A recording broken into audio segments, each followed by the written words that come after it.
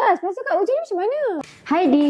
Hai. Ni ada hadiah untuk Di. Wah, apa ni? Cubalah tengok, ini tudung Siti Murni. Wah, tudung apa ni, Syaz? Ini tudung shawl Nufa Armani daripada Siti Murni. Wah, macam mana nak pakai dia ni? Ini Di tudung dia. Wah, cantiknya. Wah, Ni tahu tak macam mana? Tak terti macam mana nak tak pakai. reti. Okey. Yang ni, 2 tali ni letak kat sini. Macam tu. Bawah dagu? Betul. Letak bawah dagu. Okey. Kita try. Dah jadi ya? Okey. Okey. Lepas tu ikat. Ikat satu? Ikat 2. Ikat dua? Okey. Supaya tak adalah longgar-longgar tu kan. Faham. Oh, Okey, kat macam ni? Cantik ni. Woi, walaupun tak pandai pakai tapi on point. Ya ke? Ya. Pandai boleh beli banyak lagi. Ya, boleh. Dibawakan ke atas.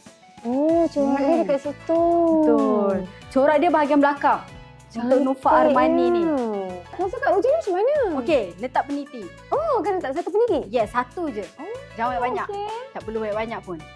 Dah siap lah ni? Okay, tengok. Oh, cantik ni. Macam gini je pakai dia. Simple tak? Simple, Senang je kan? Sukalah tudung ni. Betul ke nampak? Syaz bagi ni? Ya, ambil. Untuk raya nanti. Tak perlulah pakai syal-syal susah sangat nak bersiap tu. Faham. Cantik lah Cantik. Ada berapa banyak?